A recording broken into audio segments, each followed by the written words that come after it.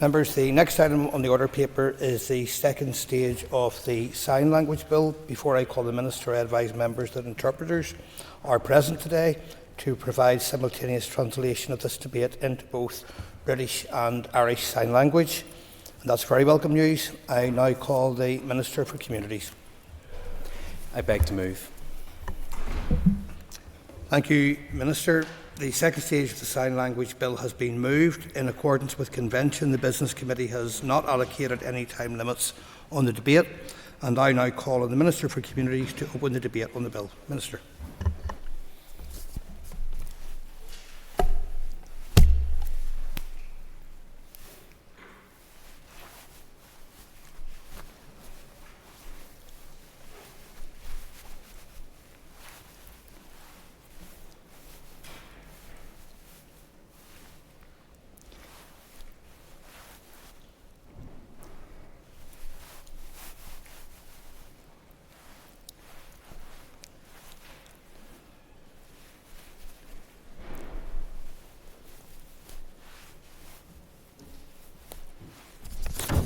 And now for the translation, Mr. Mr. Deputy Speaker, I would first like to welcome members from the deaf community present in the public gallery today. Today is a good day for Northern Ireland and for the deaf community, and I'm aware that it's also a historic event for the deaf community in Northern Ireland, and I am grateful for your support in developing this bill to recognise and promote British Sign Language and Irish Sign Language. I'm also grateful to my executive colleagues for their support for the introduction of this cross-cutting sign language bill. And I welcome the British Deaf Association's statement that deaf community members played a significant role collaborating with the BDA, deaf organisations and executive departments to prepare this bill. That statement reflects the unique nature of the work to deliver this bill to date through three languages: British Sign Language, Irish Sign Language and English. Nothing about us without us. This bill will ensure that this is the rule rather than the exception and will be the basis for my department's lead role. This includes convening the Sign Language Partnership Group, which comprises representatives from the deaf community and executive departments. In March 2004, the Secretary of State formally recognised BSL and ISL as languages in their own right. This recognition does not provide any legal protection for the languages. Neither language is covered by the European Charter for Regional or Minority Languages. There has been no executive recognition or formal executive agreed policy or strategy document to date. I recognise and appreciate the deaf community's patience during this lengthy period. When I became Minister a year ago, one of my first commitments was that members of the deaf community will have the same rights and opportunities as those in the hearing community through the introduction of a sign language bill. Today is a significant step forward for members of the deaf community towards achieving those rights and opportunities. Now, some may ask why sign language legislation is needed when we have disability protections. I believe this question is based on the misrecognition of sign language. Many hearing people have the false impression that sign language is a worldwide, universal language or a visual translation of a spoken language. That is not the case. Sign language differs from country to country in the same way as spoken languages do. Uniquely across the UK and Republic of Ireland, Northern Ireland has two signed languages, BSL and ISL. Around the world, deaf people identify themselves as part of a cultural and linguistic minority and view their sign language as their language of need, not a communication tool. Like many other non-English speakers, sign language users cannot necessarily access English-based information on government websites or printed leaflets and various types of literature. This bill recognises and promotes BSL and ISL and places duties on public bodies to take reasonable steps to ensure that the information and services they provide are as accessible to individuals in the deaf community as those individuals who are not in the deaf community. My department, as the lead department, will develop guidance and best practice, including advice on what may be viewed as amounting to reasonable steps. In addressing some of the more technical aspects associated with making the bill, I can confirm that an equality impact assessment has been undertaken, which examined the bill's proposals in the context of the promotion of equality of opportunity and good relations, as required by Section 75 of the Northern Ireland Act 1998. No adverse impacts were identified. The bill will not place any duties on private enterprises or the voluntary and community sector. Therefore, the Department is satisfied that a regulatory impact assessment is not required. The bill amounts to 15 clauses, which I will summarise. Clause 1 provides official recognition of BSL and ISL as languages of Northern Ireland, without prejudice to any established rights or laws in respect to the deaf community. Clause 2 provides that my department, as lead department, will promote the greater use and understanding of BSL and ISL and the entitlement of the deaf community to use BSL or ISL. This also includes making arrangements for the availability of classes for deaf children, their close families, guardians and carers. Clause 3 places a duty on all prescribed organisations to take all reasonable steps to provide access to information and services through the medium of BSL and ISL.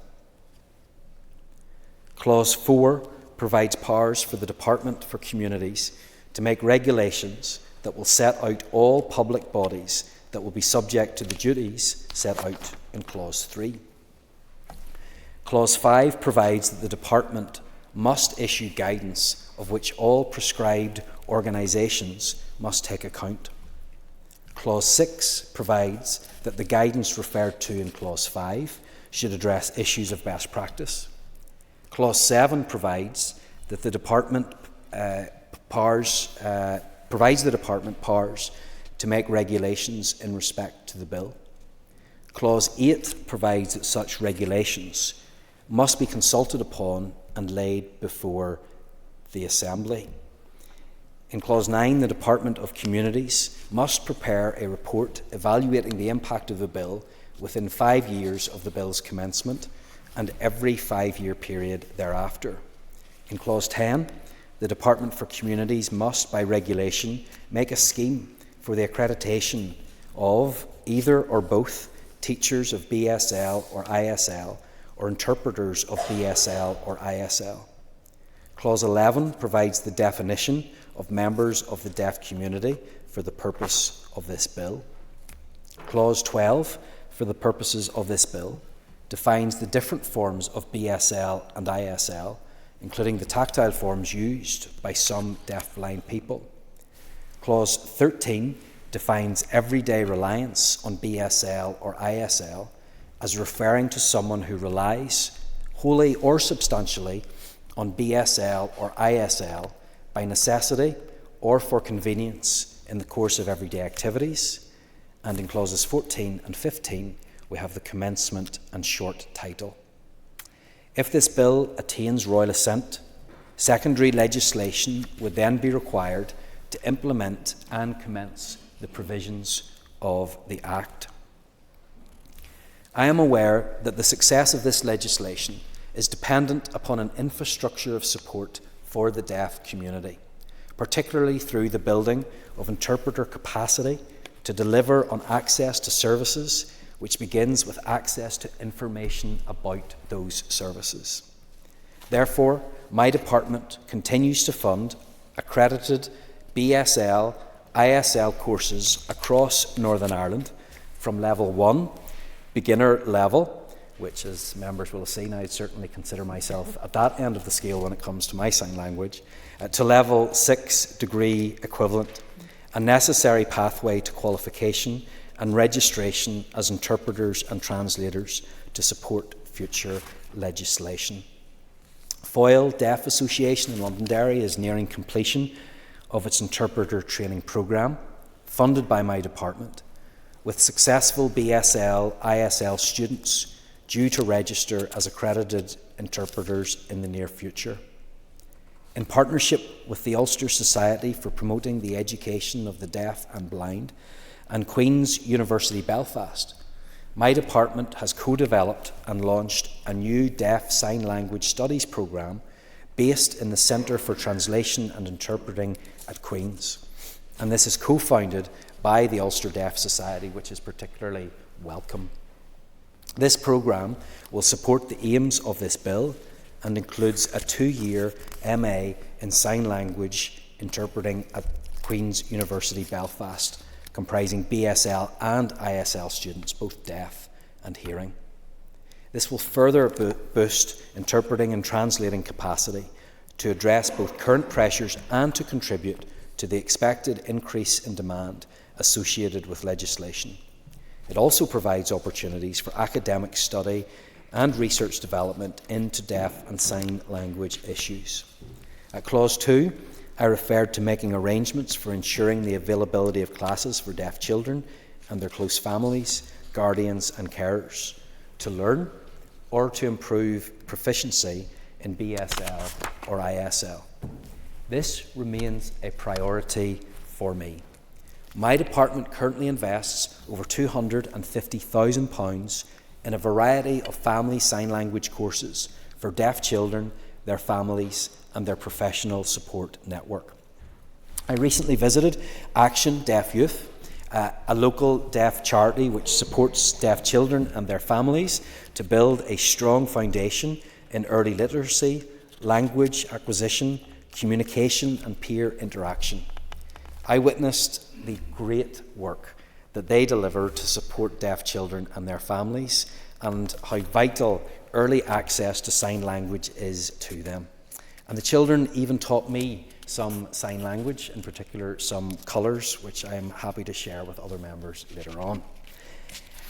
Now, as I look up to the gallery, I see people who are deaf and who use visual languages, signed languages. For the avoidance of doubt, they are languages.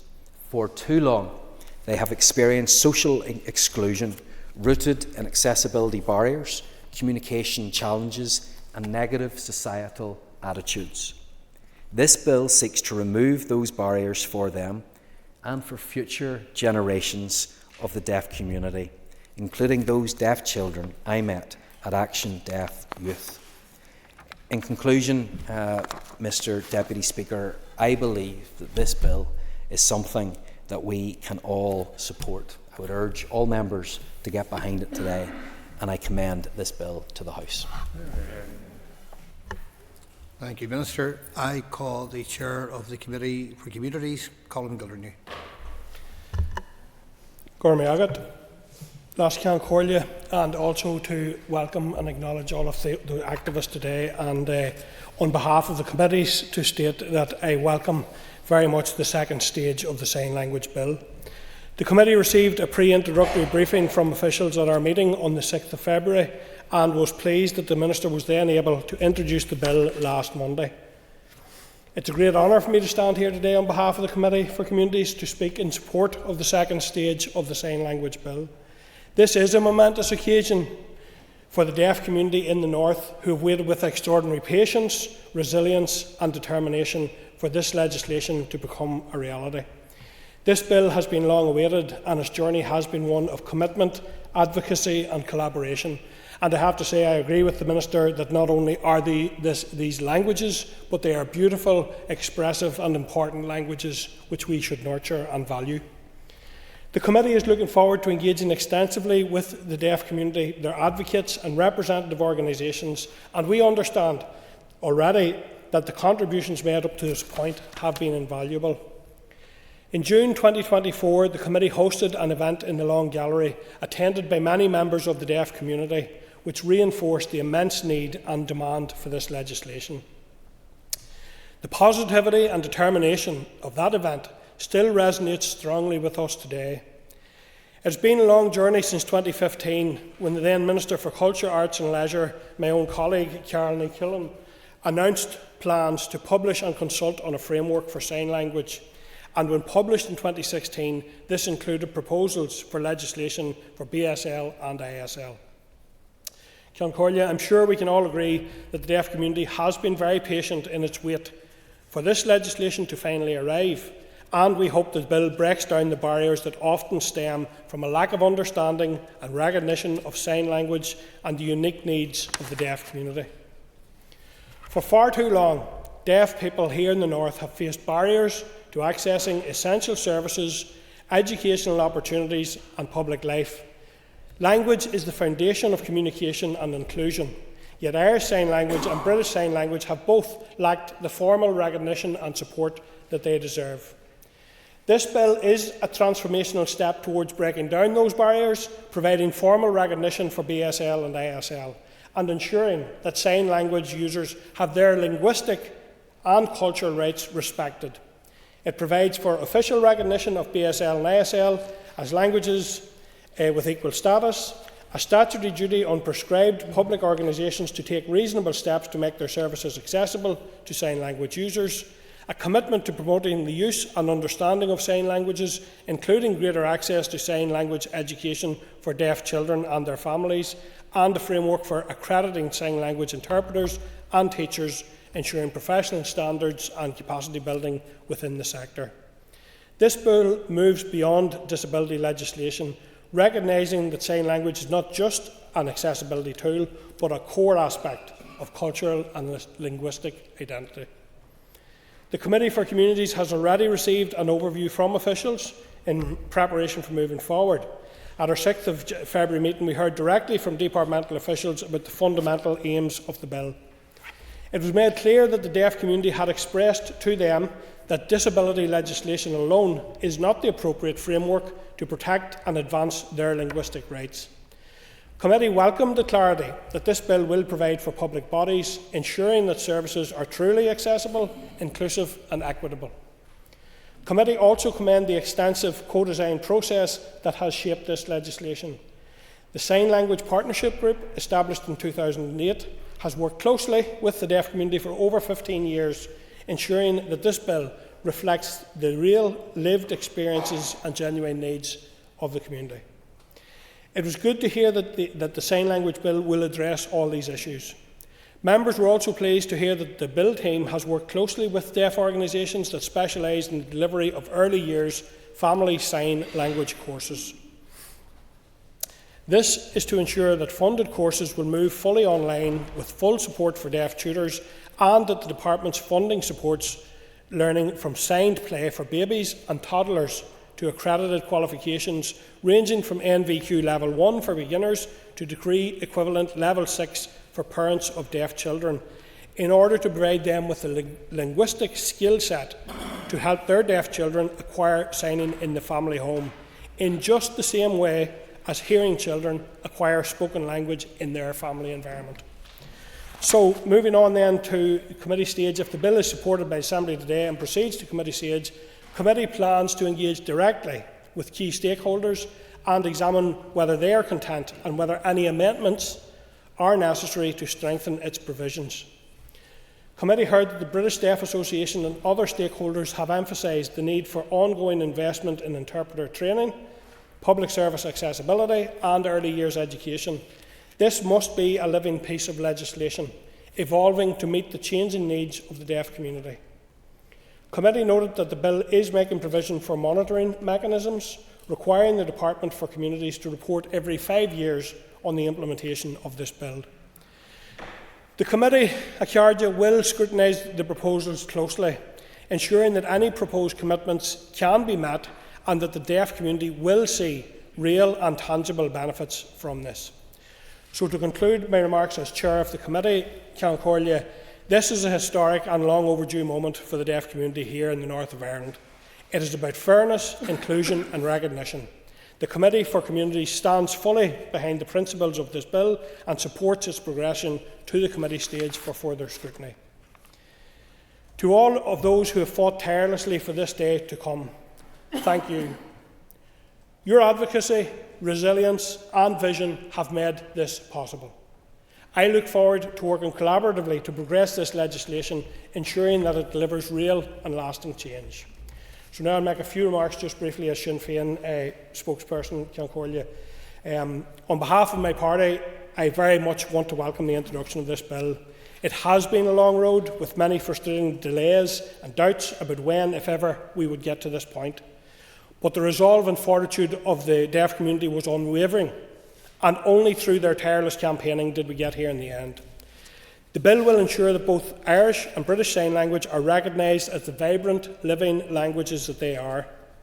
These languages are integral to the lives of so many people in our communities, yet there remain significant barriers for users of these languages when it comes to accessing public services. Cearda, at the heart of the Sign Language Bill is the issue of equality. Equality for those who are deaf to be able to access education, health, justice and many other public services through sign. That visibility and accessibility is key to improving the lives of those who are deaf and their families. I particularly welcome the commitment from the Department to continue with the co-design partnership with the deaf community, which has been integral to the work done on the bill up to date and will be crucial in the months ahead as we aim to pass the strongest possible bill. I'm very much looking forward to the committee stage where we'll have the opportunity to drill into the detail of the bill and get a deeper understanding of exactly how this bill will improve the lives of the deaf community. And finally, I'm looking forward to working with the Minister in a constructive and positive way, particularly should the need for future amendments arise. Thank you. I call Brian Kingston. Thank you, Mr Deputy Speaker, and I rise as a member of the Committee for Communities to welcome the second stage of the Sign Language Bill, and I do commend the Communities Minister Gordon Lyons for advancing this bill, which completes the 4 legislative bills that he committed to bringing forward in May of last year. The introduction of a Sign Language Bill was also a commitment for the DUP in our 2022 Assembly Election Manifesto, so this is also DUP delivery on that commitment. The bill gives official recognition to both British Sign Language and Irish Sign Language as languages of Northern Ireland. It is important that we all recognise that those using sign language are not signing in English or signing in Irish. The sign language is a language in its own right. For many within the deaf community, it is their first language and their main means of communication, and it's also used by significant numbers of their families and friends. Therefore, the bill recognises the general entitlement of individuals in the deaf community to use British Sign Language or Irish Sign Language as necessary or convenient in the course of everyday activities. The bill commits the Department for Communities to ensuring the availability of sign language classes. It also commits that statutory services and prescribed organisations are required to take all reasonable steps so as to ensure that information and services provided by the organisation are as accessible to individuals in the deaf community as they are to individuals who are not in the deaf community, and to offer and facilitate the use of British Sign Language and Irish Sign Language in the accessing of information and services provided by the organisation. Northern Ireland, uniquely within the British Isles, has 2 sign languages, BSL and ISL, but currently we are the only jurisdiction without sign language legislation. That is something we will now be rectifying. Sign languages are fully functional languages in their own right, which use hand shapes, movement of the hands, body language, facial expressions and lip patterns to convey meaning. They also have their own grammar, vocabulary and idioms completely different from the grammatical rules of spoken language. For many sign language users, spoken or written language is their second or even third language. As with all linguistic minorities, members of the deaf community have varied levels of English. While some sign language users are bilingual in both their own sign language and English, many have limited literacy skills. This means that misunderstandings can easily arise, especially when using more complex concepts of grammar or less common words. Previous government reports have estimated that 5,000 of the 17,000 severely or profoundly deaf individuals in Northern Ireland use sign language, which is also widely used among their friends and family, and stated that of the 5,000 who use sign language, 3,500 use BSL and 1,500 use ISL. Any well-functioning society will want to ensure that all citizens are included and not excluded, so we strongly welcome the progress of this bill to second stage, and we look forward to it coming to committee for further scrutiny. Thank you. Ray Armstrong. Thank you, Deputy Speaker, and thank you to the Minister, and I congratulate you for bringing forward this much-awaited Sign Language Act. As many know in this House, I have moderate hearing loss and am a double hearing aid wearer. As a member of the deaf and hard of hearing community, I welcome the confirmation that British Sign Language and Irish Sign Language will be formally recognised as languages in their own right through this legislation. This formal recognition is important for all who use BSL or ISL, and I want to pay tribute to all those campaigners who have lobbied for so many years for their first language to be recognised. I would like to thank all involved in promoting and supporting sign language across Northern Ireland, but I would like to specifically mention John Carberry, great guy, who actually explained to me the difference and why some people use Irish Sign Language and British Sign Language.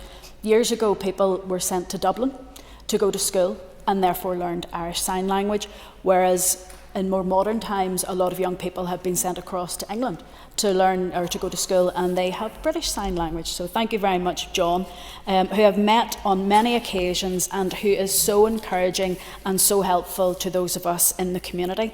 I would also like to thank Magella McAteer and Adam McCormick, and I'll declare an interest because Adam McCormick is a cousin of my husband, of the British Deaf Association for all their work, and to recognise the work of Damien Barry, who contributed to the 10-year roadmap and its review. And I would like to thank Jordanstown School, or to give it its full title, Jordanstown, the Northern Ireland School and Centre of Excellence for Children who are Deaf or Visually Impaired, who I was lucky enough to visit and whose pupils highlighted why inclusion of people who are deaf and hard of hearing must be improved across all public services and throughout society. As a seasoned member of the Communities Committee, that's a good way of saying I've been here a while, I am looking forward to the committee stage where we will consider the 15 clauses in detail.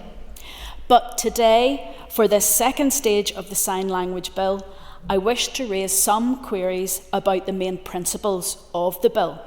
That's not to say that I disagree with the bill. I absolutely support it and look forward to it progressing, but there are some issues I would like to understand better.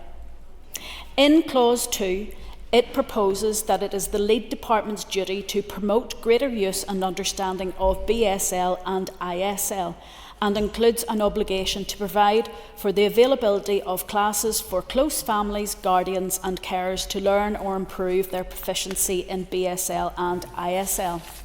While this is very welcome, I would like firstly to understand better what will be meant by the term promote, what the strategic plan and measurement of success will be to determine greater use and understanding of BSL and ISL. Without mention of investment, it is difficult to ascertain how successful this clause will be delivered. In Clause 2.2, the bill highlights the need to provide classes. It specifies the need to support the families, guardians and carers of children who are deaf.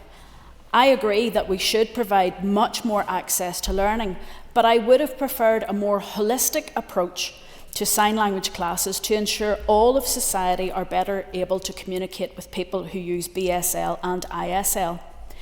Making equal access to everyone will go a long way to reducing isolation and loneliness for adults who have hearing loss in later life or who have had their hearing damaged through accident or injury. By promoting and providing learning to all, it would enable people to retain communication with others, reducing isolation and social exclusion experienced by so many of our older adults.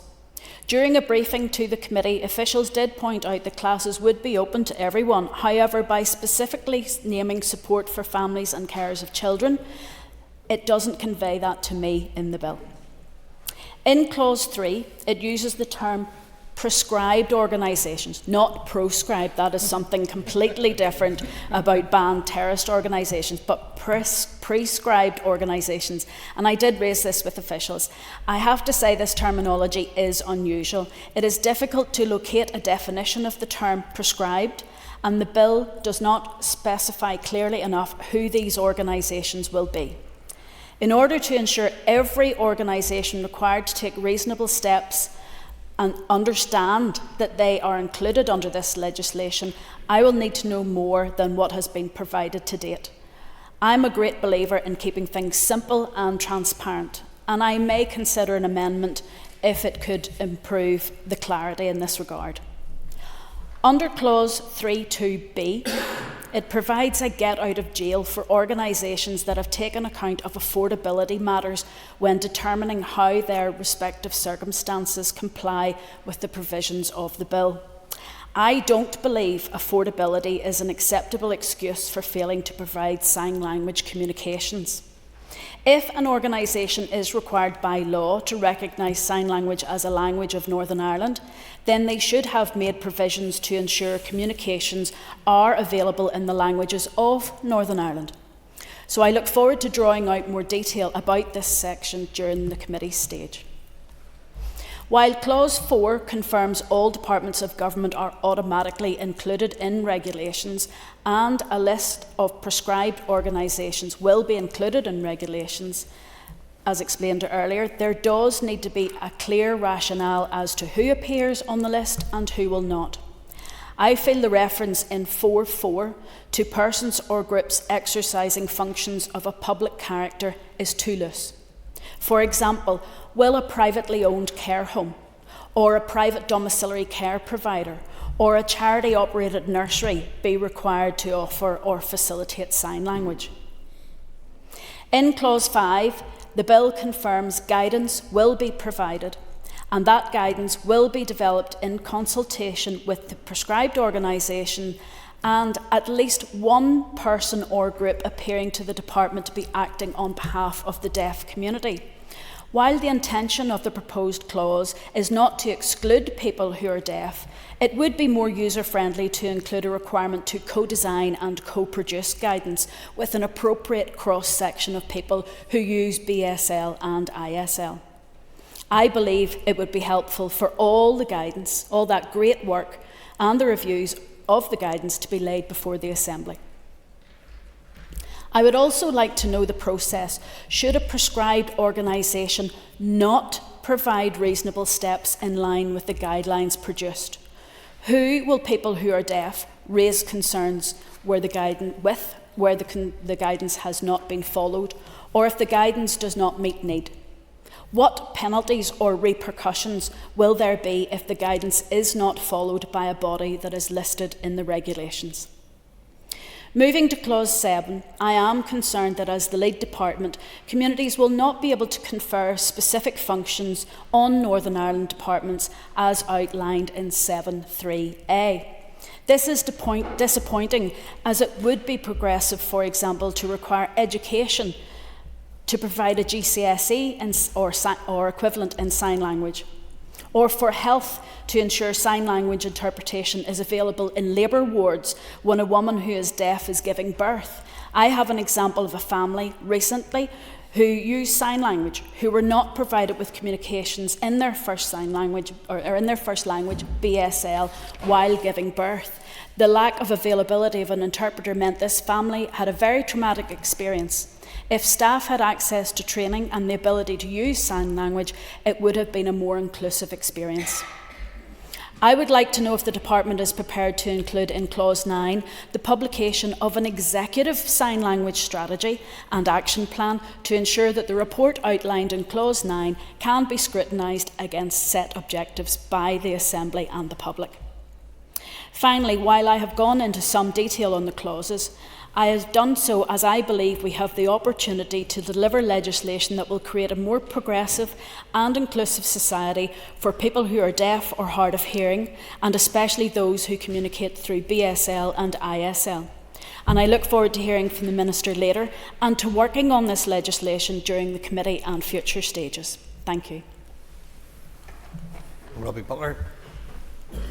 Thank you, Mr Deputy Speaker. And can I at the outset say congratulations to the Minister, not just for bringing this through, but for how he started the debate with his use of sign language. I thought it was more than impressive and very welcome. Yes, thank you. As Chair of the Disability APG, I know only too well from the many presentations that we have had from people of all ages, but particularly young people, about that lack of inclusivity that they will feel. And to see a Minister stepping up today and doing that was, but you'll get, that's the last one you're getting in this mandate.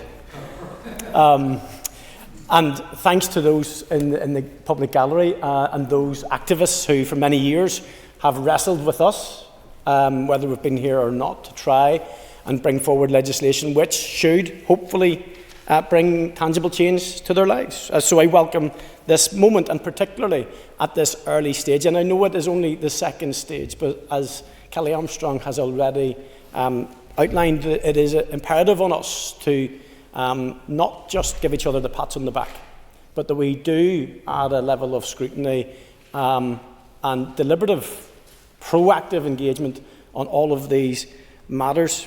We must test this diligently to ensure that we deliver something that has both scope and breadth to bring about tangible change. We must ensure that we take every opportunity to create ambitious law, but also, very importantly, that we don't overpromise, because I think that's almost as bad as getting it wrong.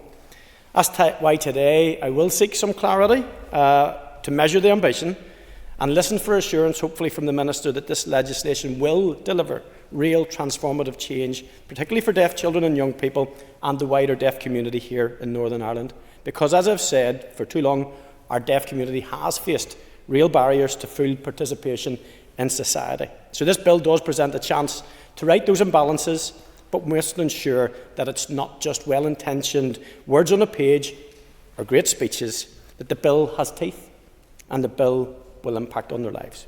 I particularly welcome the recognition of the British and Irish Sign Language and the commitment to promote greater understanding and access to these languages for deaf children, adults and their families. It is more than just policy.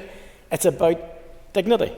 It's about inclusion and the fundamental right to communicate in their own language. And I do commend the recognition that deaf children and their families should have access to sign language classes.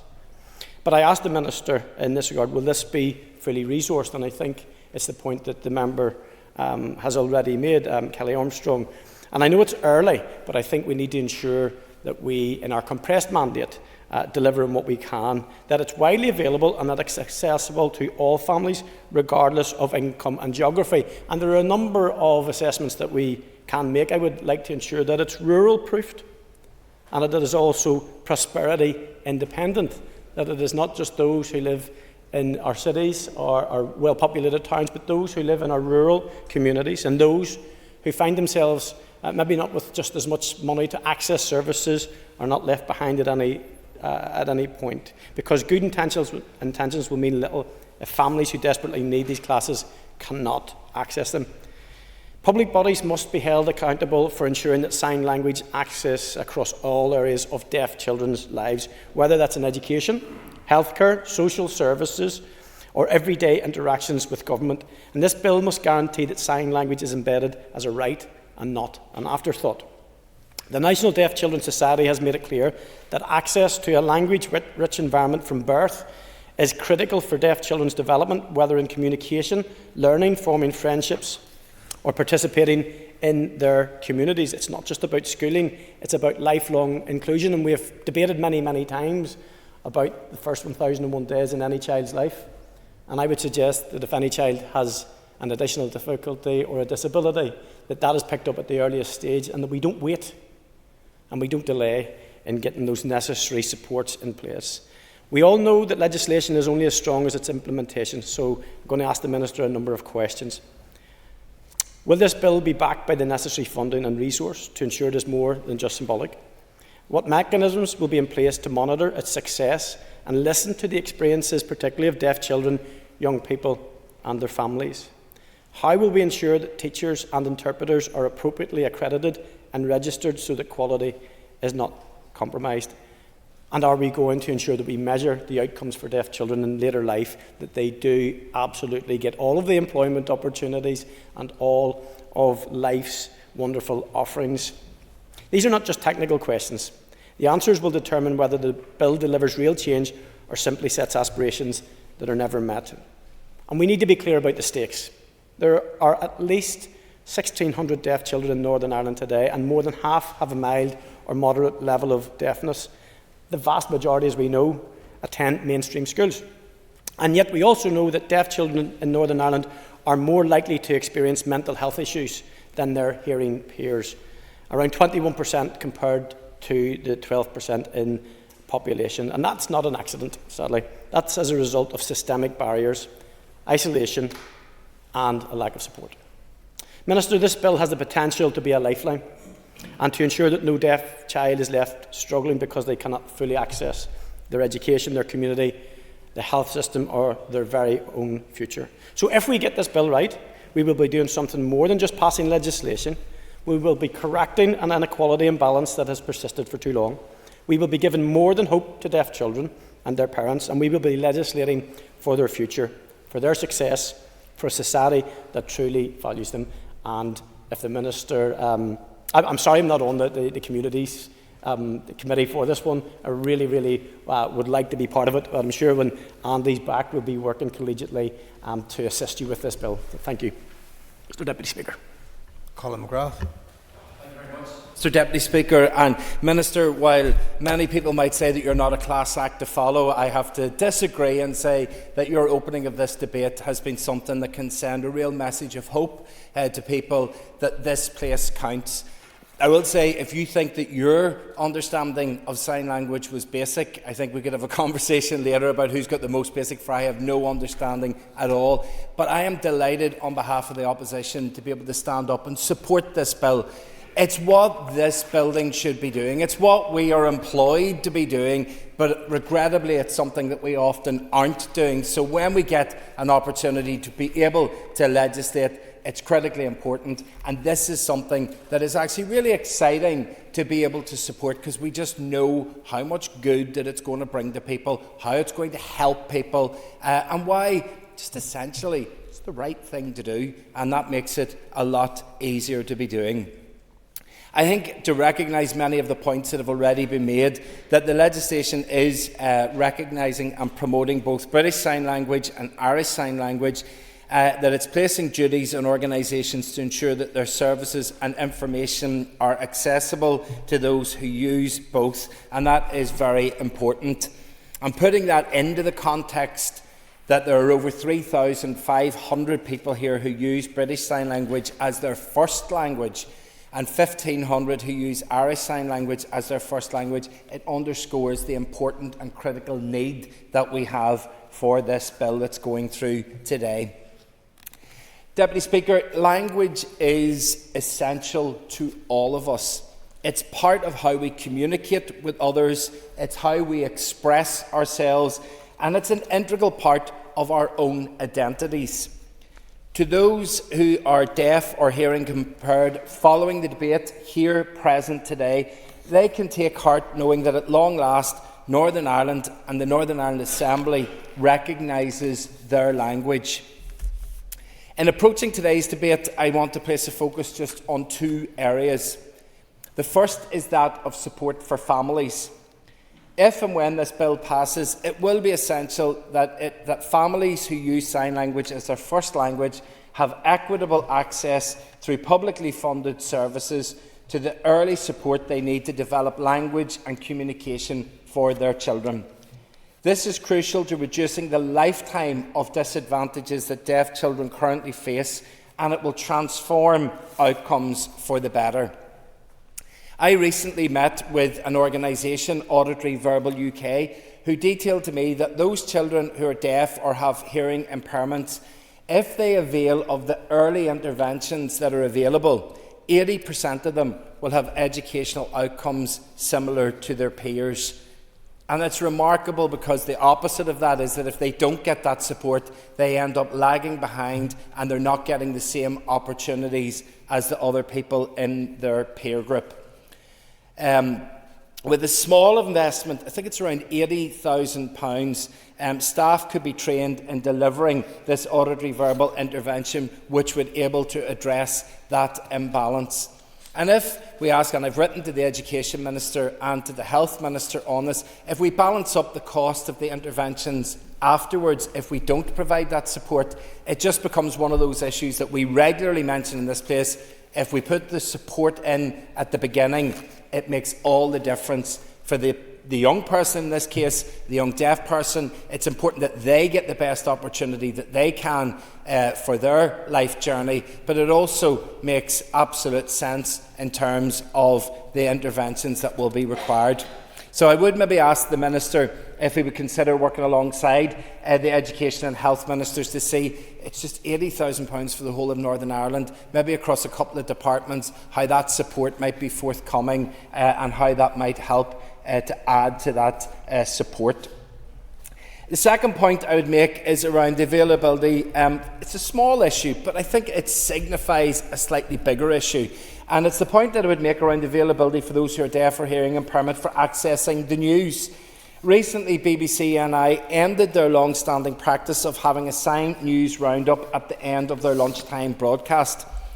The service was resigned off to somewhere deep down into their website for digital access. But the resultant impact has been that those that are deaf or hearing impaired, they continue to pay their licence fee, but they no longer have the same equality of opportunity to accessing the news as those that rely on sign language. So I think it's a small thing, but I think it was quite figurative. It was something that lots of us were able to see in our day and daily lives. You switch on the news and you saw some of that signing taking place, but the fact that it was removed, again, it just felt like it was a sort of somewhat state institution that was just trying to hide the fact that there are people that rely on that for their news. It's a mere 90 seconds of sign language, and it would have been so beneficial for those who depend on sign language. I really hope that this bill will progress, that it will get perfected as it goes through its legislative journey. But sometimes there's not very many occasions in the sort of 9 years that I've been here where there is something that passes through this House and you can sense a palpable difference because there's just support from everywhere for it. We know that it's the right thing to do, and there's not very many good news stories come out of this building, so let's hope that this will be one of those good news. Thank you. Karen McKillen. Margaret, Blas Can Collier, and to the Minister, thank you. Well done. I want to say to your officials who have been working for at least 15 years, well done. Because knowing them, they've put their heart and soul into this work, right from the framework, working with many people in this gallery, well done. And persevering and not losing patience with us when it would have been quite appropriate for them to do so. The message, I think, across the debate so far in relation to the second stage of this bill is probably one of pride, a mixture of regret that we couldn't have brought this forward sooner, because what this means is that this officially recognises sign language, be it British Sign Language or Irish Sign Language. It puts legislation for our deaf community on a statutory footing. And not that it was ever legal to discriminate against, but it means that each of the departments have to fulfil their statutory obligations in relation to the deaf and partially hearing community. Many have said that this is the only communication that people who are deaf have, and it's something that we take for granted. And the things that struck me, and even just very, very quickly looking at the bill today, like even a youngster going to CAMS, you know, very vulnerable, talking about things that really, really matter to them, talking about struggles that they have, you know, rather than having to ensure the responsibilities on the child and family, that there will be someone there, and perhaps even someone who's a professional within CAMS who could sign would be even better.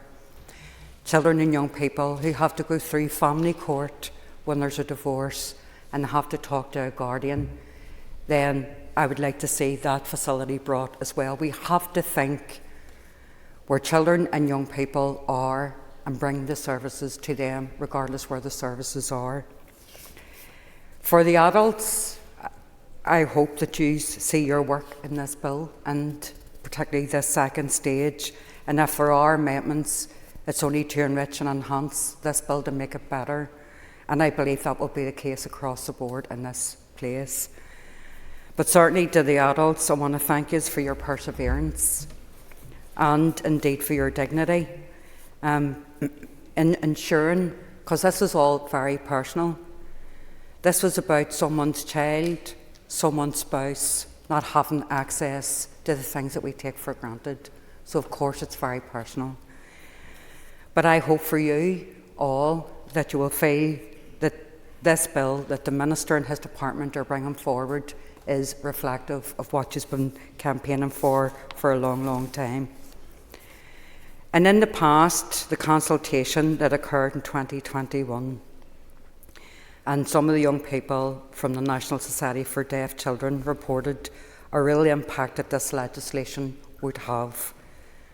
And this for me sums it up. People won't have to go through as much feeling like it's a problem that they are deaf. And that is really, really important. And sign language should be accessible to everyone, because it would help deaf people a lot if they were able to talk to other people that were speaking their own language. It would mean so much. And that's what is quite obvious in the Memorandum of Understanding in this second stage. So I want to finish off by thanking those who have worked so tirelessly for years. I want to thank the Minister and his officials for bringing this forward. I want to say how impressed I am with signing at the start. That will mean so much. That will be the first time that adults and children have ever seen themselves properly in this chamber, so well done. And I want to thank people like Emma, who was a hearing parent of her son Patrick, who was deaf, who pursued and pursued and pursued on behalf of all those other families, and indeed with those in the public gallery. I just want to say well done and thank you. Gormelgit, thank you.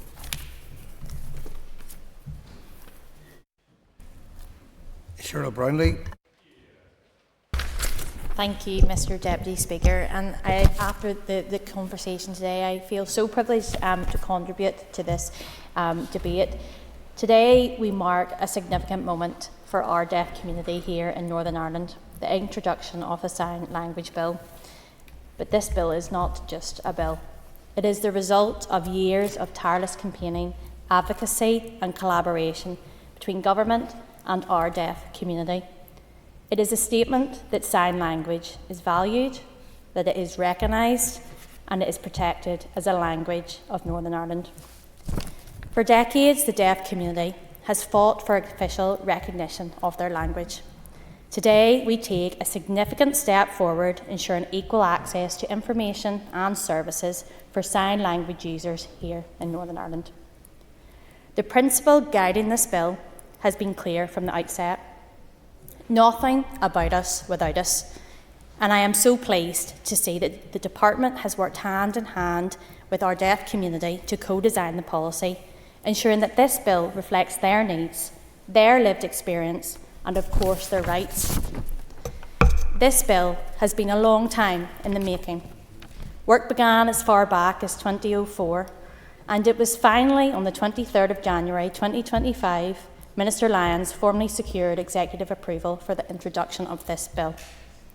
At its core, the bill will officially recognise and promote BSL and ISL as languages of Northern Ireland, ensuring they are afforded the respect and status that they so truly deserve. It ensures greater accessibility to public services and information by strengthening the infrastructure of interpreters and translators, and commits to continued engagement with the deaf community through the Sign Language Partnership Group, ensuring their voices remain central to this legislation as it takes effect. It is essential that future investment is provided to increase availability of qualified interpreters and translators to provide greater accessibility to public services and information, ensuring that the deaf community is not excluded from anything. Rather, sign language becomes the norm. The principle is very clear. Access to service begins with information, and I am so pleased to see that this has been treated as a priority by the Minister and delivered today, and I am very hopeful and excited for positive, significant change. This bill ensures that our community can access public services, information and opportunities on an equal footing with everyone else. It empowers the community, strengthens inclusivity and affirms the right to linguistic and cultural identity. It is cross-cutting, and its success will of course depend on cooperation and support across all executive departments and public bodies. It will take time, investment and commitment, but it is a necessity and a long and overdue step forward to a more equal and inclusive Northern Ireland. Thank you. Sian Mulholland. Mr Deputy Speaker, and thank you to the Minister for opening in such a powerful way. I don't think there could have been a more appropriate way to introduce this bill to the House, so thank you very much. And a huge thank you to those who join us today in the public gallery. I will try and speak a little bit slower than my normal breakneck speed for those who maybe are able to lip read. Today we have our first opportunity to debate how we bring about meaningful transformational change for our deaf community, and as the Children and Young People spokesperson for the Alliance Party, I will focus my comments on the impact that it will hopefully have for children and young people. Like others have said, the Sign Language Bill is a seminal moment in recognising British Sign Language and Irish Sign Language in their rightful formal place as languages, and I, as I've said, commend the Minister, the DFC officials and most especially those stakeholders who have never given up, regardless of the context. I have had the privilege of hearing directly over the last couple of days from the National Deaf Children's Society, and they have warmly welcomed this bill, and rightly so. The recognition of BSL and ISL as official languages in Northern Ireland is so significant, and I particularly welcome the commitment to ensuring that deaf children and their families can access sign language classes. I fully support the intention of the bill to ensure that deaf children and their families can enjoy full access to government and public services through sign language. That is what this bill must achieve: access to practical support that will drive fundamental change. And it is essential that the bill and any secondary legislation ensures that access to sign language is promoted across all areas of deaf children and young people's lives. This should be reflected in the measures developed to implement the bill, including the guidance that is issued by the Department. It is vital that the bill is implemented with the necessary resourcing and is accompanied by robust review and reporting arrangements that take into account the views and lived experiences of deaf children, young people and their families. The spirit of this legislation will only work if we take into account at every opportunity the lived experience. One of the most important aspects of this bill, I think, is that it forces us to think differently. Too often we approach support for deaf children as though the needs begin and end with specific departments, agencies, organisations or needs. But a child's life does not fit into neat compartments. A child is not just a pupil in a school or a service user in a healthcare setting. They are a part of a family, part of a community and part of a wider society. So while recognising the progress that this bill represents, I hope we can carefully consider the range of prescribed organisations which will be defined through regulations that will fall within its scope. For example, will all school types, all preschool settings, regardless of status or governance arrangements, be included? The bill presents an opportunity to extend the principles far beyond education, including full inclusion for deaf children in areas such as play, leisure and recreation. What organisations will be included in that aspect? And this is why the bill must be implemented in a way that reflects the full breadth of a child's experience. The intention of the bill to recognise and promote sign language, ensuring that deaf children and adults who care for them have access to sign language in their everyday lives, and supporting the development of deaf culture, marks such a positive step forward. So some of the things that I think we need to effectively embed across multiple sectors are the early childhood and childcare strategies to ensure that all preschools, public, private and voluntary, are fully accessible and able to meet the needs of deaf children and their families. For primary and secondary education, that we are able to equip all schools, regardless of their governance, to meet the needs of deaf pupils. For further and higher education, that we can provide the right support so that young people can transition seamlessly from school to college, university or apprenticeships. A question that I would like answered is that we look at a child as being up to 19 for this bill, with other pieces of legislation such as the Children's Services Cooperation Act. If there are mitigating circumstances, we can look at a child and extend the age of the child. Would that be appropriate in this circumstance, so there is not a cliff edge where a child is having to transition into adult services, whilst also trying to engage, for example, in tertiary education? For youth services, sports organisations and our faith-based groups, are we able to ensure inclusive spaces there where deaf children and young people can participate fully in social and recreational activities? So this bill is an opportunity to embed a real inclusion for young people across all aspects of life, and that will only happen if our wide range of organisations are included in the regulations, and they all recognise their roles in implementing this bill, not as a tick box exercise but as a fundamental shift in practice, which is what this bill has to signal. Mr Deputy Speaker, early intervention is key.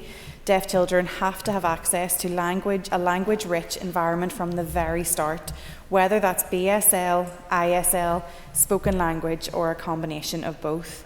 Families must be supported to make informed choices about their communication, free from bias, with the right information and support at birth. So that includes ensuring high-quality audiology services, so no family is left waiting for diagnosis, providing sensory teachers to work with children from the point of identification and helping families navigate communication choices in a way that suits them, offering the free sign language classes for families as set out in Clause 2(b), so that parents, siblings, grandparents and those who care can develop the skills to communicate from the very beginning. The early intervention piece is not just about language acquisition, and I know that it doesn't just fall on to your department, Minister. It is a cross-cutting departmental issue, and that is why this bill is so important. It's about mental health, it's about emotional development, it's about education, and it's also about skills development and fulfilling full potential. We already know that deaf children are twice as likely to experience mental health concerns compared to their hearing peers. The earlier we get things right, the more we can reduce these lifelong inequalities, and that is my hope for this bill. The bill must also be recognised beyond your department. So the Department of Health, for instance, must ensure that its family and parenting support strategy fully accounts for the needs of deaf children. Families shouldn't have to fight to be heard, if you'll excuse the pun, across different government strategies. So this bill must ensure that all departments work towards the same goal. And we can't allow this bill to be passed only to see slow, fragmented implementation. Clause 9 requires a 5-yearly report, but I'm just wondering, Minister, if you can give us a bit of an understanding about why the choice of 5 years. Is 5 years too long? I would argue that potentially a shorter reporting term, particularly at the beginning, of the rollout of this bill could be really useful. So, Mr. Speaker, just to finish up, I do believe this bill has the potential to be truly transformative. Its success will be, however, defined on how it is implemented. So I want to make sure that regardless of whether a deaf child is in a rural primary school, a young person is entering further education, or a family is navigating the early years of their child's development, that we see a difference in their daily lives. So thank you. Call Philip Brett. Mr. Deputy Speaker, and I just want to make a few remarks in support of the bill before the House this afternoon. Mr. Deputy Speaker, the public rightly ask, what is it that politicians do to affect positive change? Politicians are rightly asked, what decisions do you make that impacts the everyday lives of the people that we are honoured to represent? Well, Mr. Deputy Speaker, this bill is what we do.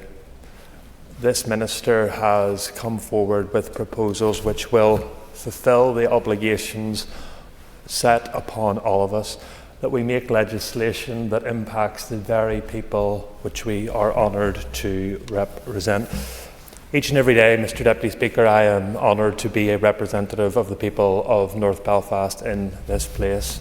But today is an extra special day because one of my constituents, John, who is in the gallery today, has for his generations fought for equality.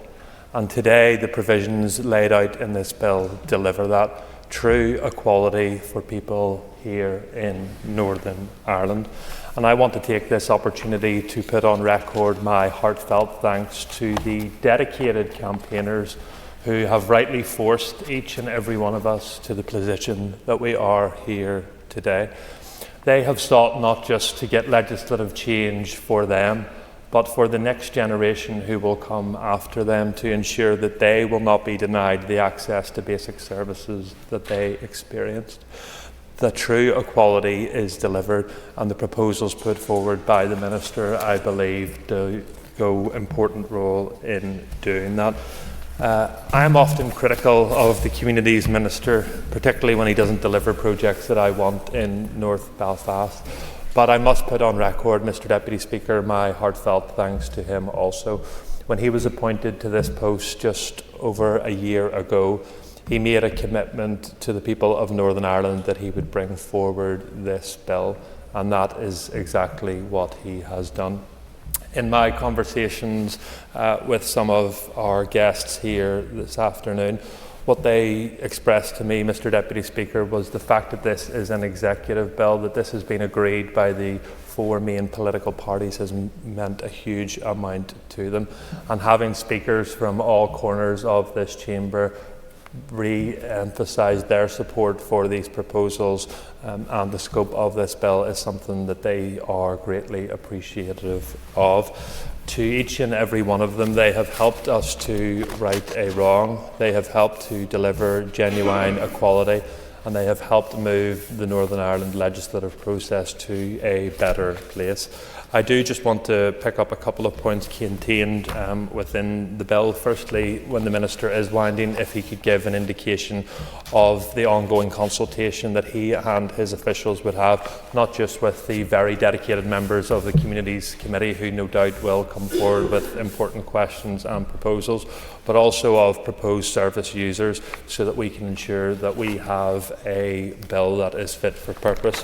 And then in relation to Clause 9, which was previously raised by the member for North Antrim, the reporting period of 5 years, just as any consideration being given to having an earlier report in the first instance, so maybe when the legislation first comes through, we could have a report after 2 or 3 years just to test how it is working, and then if it is successful, we can then move back to that 5-year period. But Minister, thank you for what you have done. Thank you for the work that the committee will do on this important bill. But most importantly, thank you to the ladies and gentlemen up there, because ultimately this is your day. Thank you very much, Mr. Deputy Speaker. Point of order, Mr. Deputy Speaker. Mr. Reagan. May I pass my apologies for my mobile phone going off during that. There was no point of disrespect either to other people in the audience or indeed to Mr. Brett, but I apologise for that. Noted. Joanne Bunting. Mr Deputy Speaker, first of all, could I apologise that I was not in my place at the beginning of the debate. However, I had other responsibilities in the House, so I apologise. I want to say from the outset that I'm immensely grateful to the Minister for bringing forward this much-needed bill, which will most certainly change lives and change the quality of lives. I hadn't intended to speak in this debate and will only do so briefly because I've campaigned for this for a long time because of my previous experience with the deaf community. Many years ago, many, as a young teenager, I attended a basic sign language class in Dundonald Elam Church, which I loved. I thoroughly enjoyed it. And I can remember a couple of words, but to my shame, no more than a couple, I'm afraid. And when I first became an MLA in 2016, I was warmly welcomed into the Deaf Christian Fellowship in East Belfast, whose congregation comes from right across Northern Ireland. And those people taught me so much about the issues facing our deaf community that I just hadn't considered, and just things that the rest of us who can hear take for granted, things that we never think about, but things that they always have to think about and consider. For example, the challenges that face them when raising their children and keeping them safe. The rest of us, when we see a toddler heading towards danger, can use our voices to stop them in their tracks. We can call out and they'll stop. Not so with a deaf child, and there has to be a physical and or visual intervention every time. For us, when a child in a room goes silent, we know to check what's going on with them, what's happening, and what they're up to. But our deaf community doesn't share these simple luxuries. They have to be able to see what is happening all the time and intervene directly and physically because they cannot hear the warning signs, nor often can their children. And that's considerable pressure in itself. Imagine everyday experiences of shopping, medical appointments, and just general interaction. None of that's ever straightforward or easy. And imagine the huge effort required at all times and just how draining that must be. Then add into the mix, as these churchgoers taught me, that the deaf community writes and texts differently from those who hear. You would imagine that if there were some communication issues, writing or texting could overcome these, but that's not necessarily always the case. Out canvassing at one stage, I happened to come upon one man that I had met in the church to which I earlier referred, and we each smiled and tried to communicate as best we could. And I was able to understand that his wife was seriously ill. And I was eager to help and offer her my services in any way to try to secure her whatever she needed. And we used our phones and we used paper and pen, but it was very difficult for us both. And this was already a hard conversation for him as he was emotional, but he was frustrated, he was embarrassed, and ultimately he was resigned to it, because he'd been in this situation so often in the past with a hearing person. And in the end, he just shrugged. And I didn't know what to do, and I just hugged him. Because I too was embarrassed that I couldn't understand everything. And we were struggling so much to make ourselves understood despite all of our efforts. These really gracious people in that congregation taught me so much about the extent of the social isolation our deaf community perpetually faces for the entirety of their lives. There are swathes of our people who are struggling with complex, huge and overwhelming social isolation, cut off and excluded from the rest of us and many aspects of life and society because their language and communication is different. For them, sign language is not a luxury, it is a fundamental necessity. And this bill will be a game changer at long last. Support for our deaf community is an issue that the DUP takes extremely seriously, and I am nothing short of thrilled, in all honesty, to see this bill coming through. It will make a genuine, significant and tangible difference to so many people, and that should be what we in this place are all about. Many can talk about isolation, but this minister has walked the walk, and I'm delighted and excited for the difference this bill will make. I congratulate the Minister, I welcome this bill, and I commend it to the House. Thank you. Tommy Donnelly.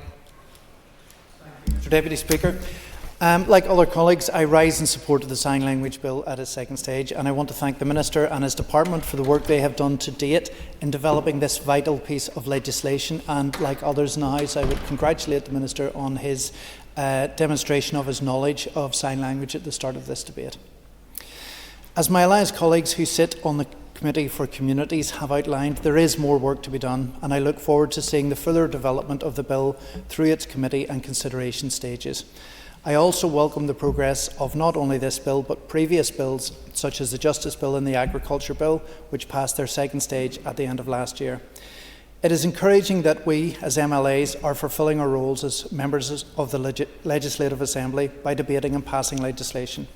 But I hope this is the last time that the people of Northern Ireland have to wait for over halfway through the mandate before primary legislation reaches the Assembly chamber. I want to touch on a few points within the bill. Firstly, I welcome the inclusion of both British and Irish Sign Language, giving legal protections to both. It is also important that the bill highlights a wide definition of the deaf community to ensure that the bill is not exclusionary and that it includes those who rely on sign language on an everyday basis. As others have said, I would appreciate the Minister giving more details on some new powers within the bill. Like my colleague Kelly Armstrong, I would also like to see more clarity on the prescribed organisations to be included in regulations and guidance from his department on how that includes consultation with those organisations and, like others have previously mentioned, the responsibilities on his department to report on the progress of the bill's implementation, whether that's 5 years from now or whether that should be in a shorter time period. We have discussed before the specific challenges facing deaf people in Northern Ireland. There are specific problems, often depending on the severity of deafness.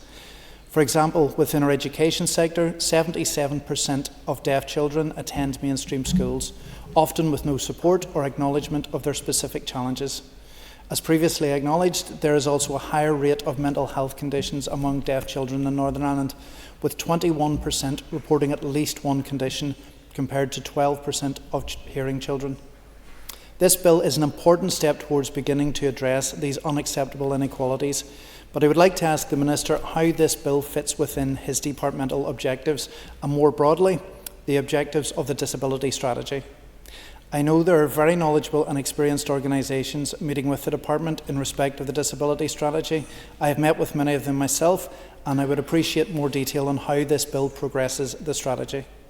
This bill recognises the specific challenges facing deaf people and how those are distinct from other disabilities, and I believe this is essential as we go forward. I would also raise the importance of the UNCRPD to this debate. The UNCRPD highlights the need to ensure non-discrimination, accessibility and equality of opportunity for everyone, including deaf people. Article 2 of the UNCRPD defines language as including spoken and sign language. Article 8 of the UNCRPD requires state parties to raise awareness throughout all aspects of society around the issues facing people with disabilities and the disadvantages they currently face. This must include deaf people. Some practical ways in which the bill must ensure compliance with the UNCRPD includes equal access to justice, Article 13, living independently within the community, Article 19, equal right to education, Article 24, equal right to health, Article 25, and equal right to work and employment, Article 27. The UNCRPD is all-encompassing, as it should be, and this bill must reflect these principles.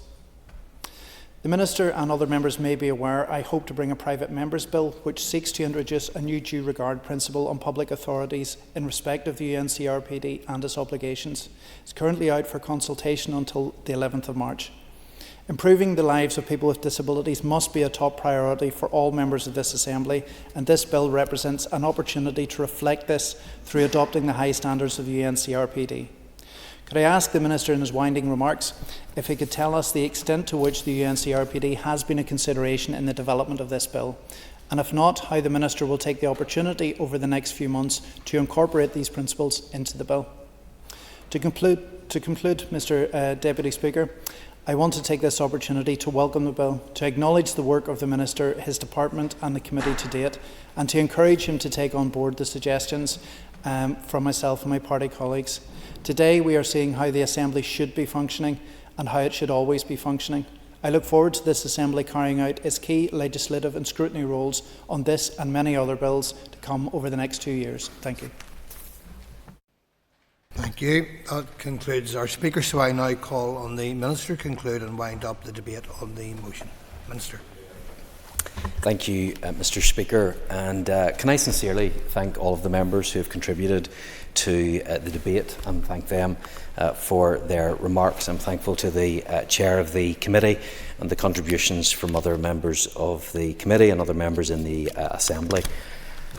I think it's fair to say that today the deaf community in Northern Ireland have brought this chamber together.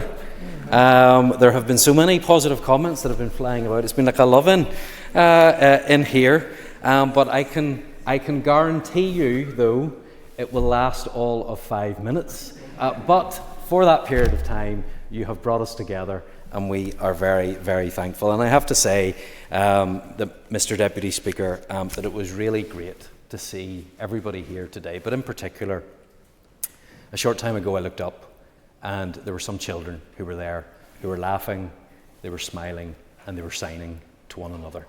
And I think that's really great to see. And I want to make sure that this place is as accessible as possible. And I do want to thank Pam Cameron, who worked with me back in 2019 and 2020 to write to the then Speaker to encourage greater accessibility of this place to those from the deaf community. And as a result, we now have those interpreters who come along and who make this place more accessible. And that's something that I'm very pleased is happening. So I do want to thank those in the gallery today. I'm not sure whether this is appropriate or not. We don't normally do it, but I do want to thank officials because this has been a labour for many, many, many years to get us to this point, and we're very, very grateful for that as well. Mr. Deputy Speaker, I've listened carefully to the points that have been made by members during this debate. I want to start by thanking the Chair for the comments that he made on behalf of the committee and reminding us of that event that took place in June at the Lawn Gallery, and it's a reminder for us of the reason why we are here today. He also rightly acknowledged the patience of the deaf community. This has been a long time coming, too long, but I'm glad we are finally at this stage, and that he recognised the importance of the bill and that the committee stands behind the bill and the general principles of it. Can also thank Mr. Kingston for his support and for, importantly, how he outlined what sign language actually is and how important it is that we make progress on it. I also thank Kelly Armstrong for her comments and in particular for the fact that she recognised many of the individuals that have made today possible, and as well as mentioning Jordanstown School in my own constituency, which I had the pleasure of visiting last year, and it was a fantastic visit and a truly wonderful school that does fantastic work.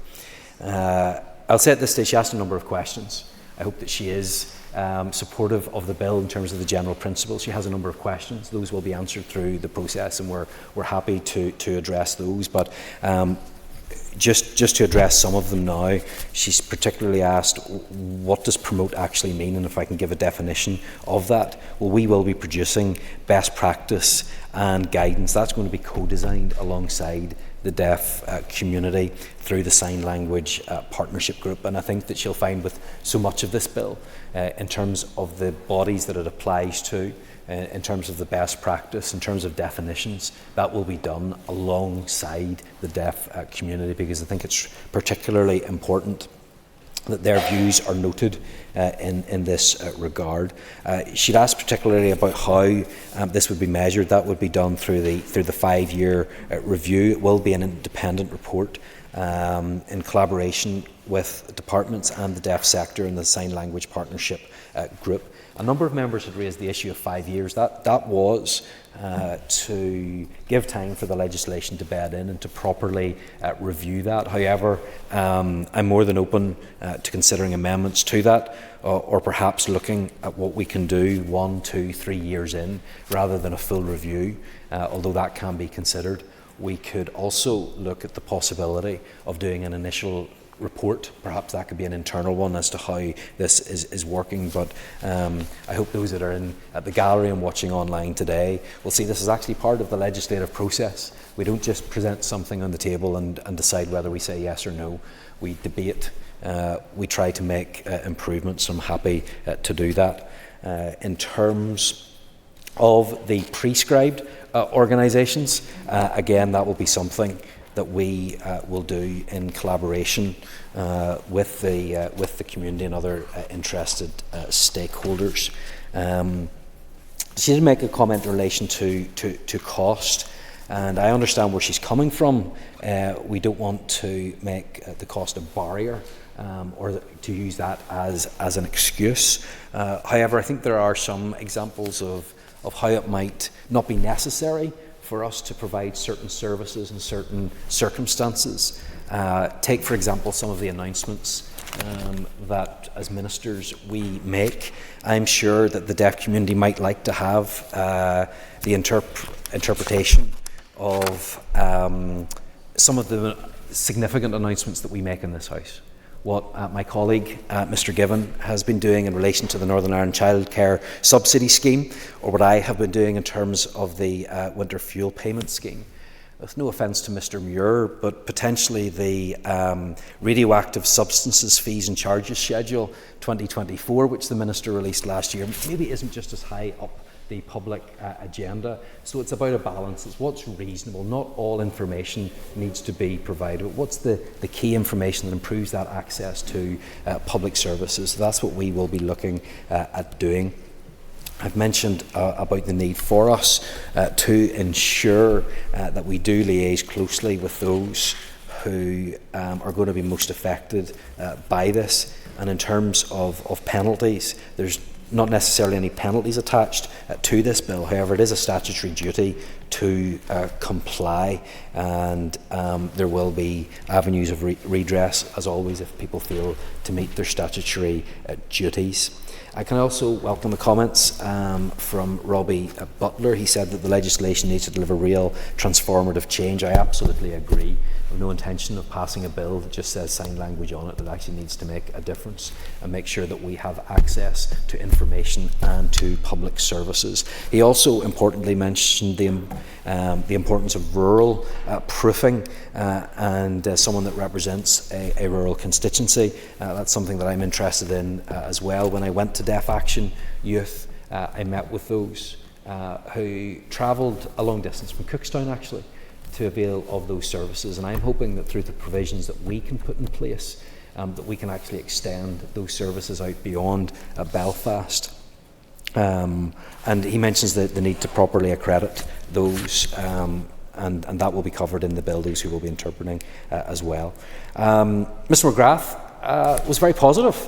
He had some good comments to make. So that is one for the history books, Mr Deputy Speaker. And he said it was really important that we were here and that we were legislating. And I know that the Leader of the Opposition is always very keen to point out how we need to be legislating more. Well, today we are doing that. And straight after this, I will be bringing forward for the further consideration stage of the Pensions Automatic Enrolment Bill.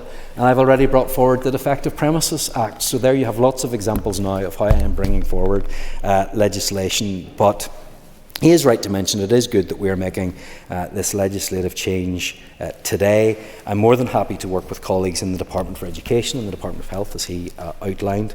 And he importantly raised the issue of the news bulletins as well. I do think that that was a regressive step, and we should be actually looking to see how we can ensure people have access. But more than that, I think we need to normalise sign language as well, and that was a part of daily life for those from the hearing community as well that is now gone.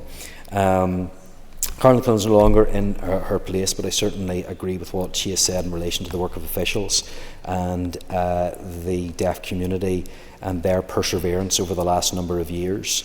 And I want to thank her for her comments about the sign language at the start of my contribution. I think it is important that people can have that sort of access as well. I thank Cheryl Brownlee for her contribution as well. She clearly recognised the significance of this day. And for me, the phrase that stood out from her contribution was equal footing. That's what we're trying to do. We're trying to make sure that everybody in Northern Ireland can access information and services on the same basis. I thank Shan Mulholland for her contribution as well, clearly highlighting the importance of implementation. That's something I'm very keen on. I want this to go as quickly as possible.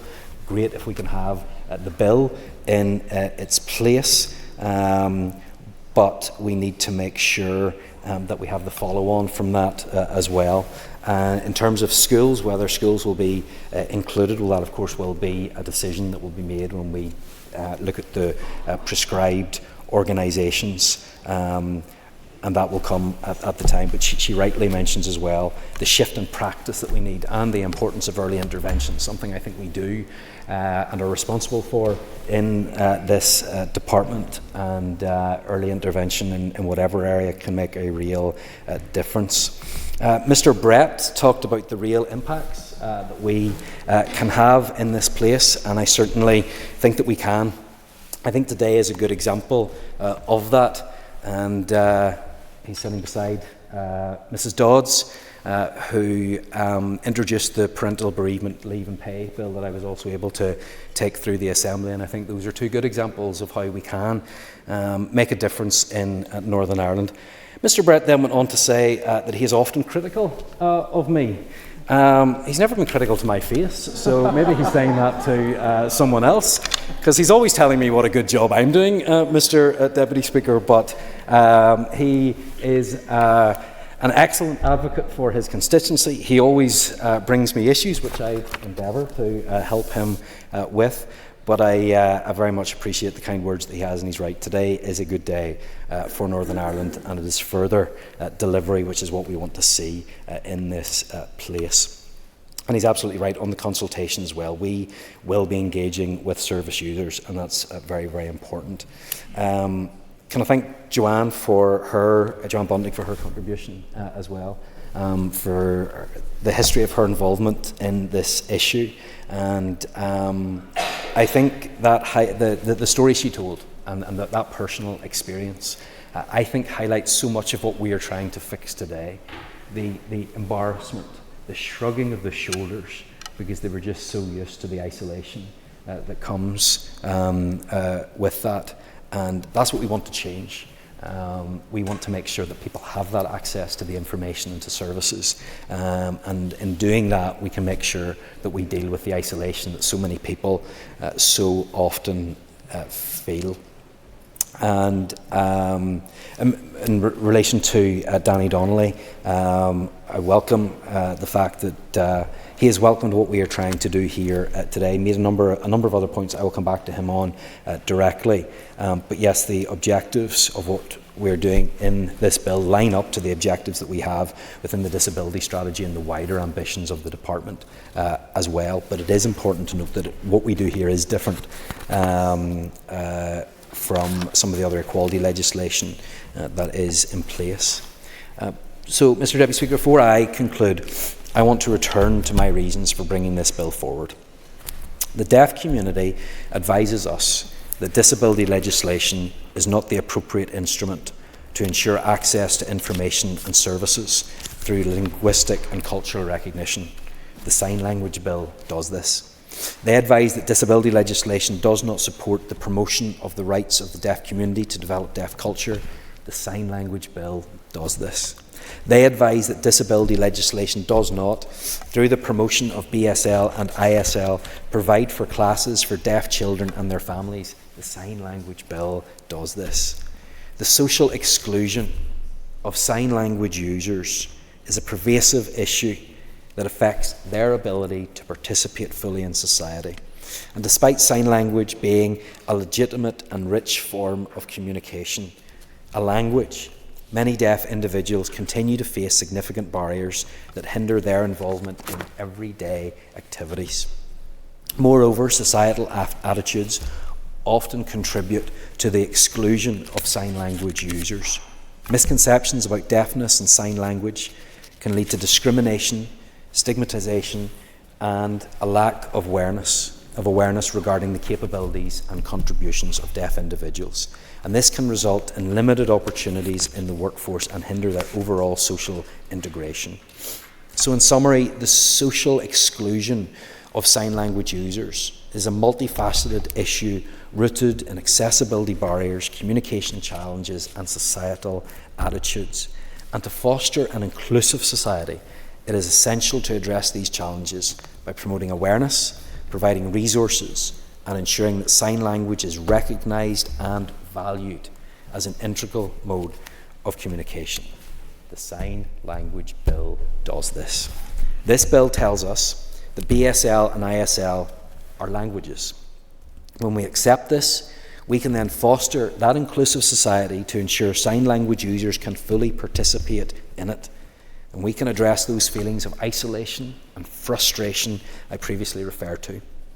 Moreover, those societal attitudes which often contribute to the exclusion of sign language users through misconceptions about deafness and sign language that may lead to discrimination and stigma can be eradicated. So I hope that I have dealt with all of the issues raised by members. I am sincerely appreciative of the support that we've received for this bill around the Chamber. It's not the end. There is more work to do. I will be very open to any improvements that people can come forward with. But today is a good day. Today is a positive step forward, and I commend the bill to the House. Thank you. Minister, thank you. Members, I'm sure we'd all like to be associated with the Minister's thanks to those in the gallery and those who have campaigned before. Thank also those who provided our simultaneous translations today. And I should, from the Chair, recognise the thanks from all sides of the House to the Minister for his own signed introduction. Also, members, the question is that the second stage of the Sign Language Bill be agreed. All those in favour, say aye. Aye. Contrary of any no? The ayes have it. The ayes have it. That concludes the second stage of the Sign Language Bill. The bill stands referred to the Committee for Communities. Okay, just take your ease for a moment, members.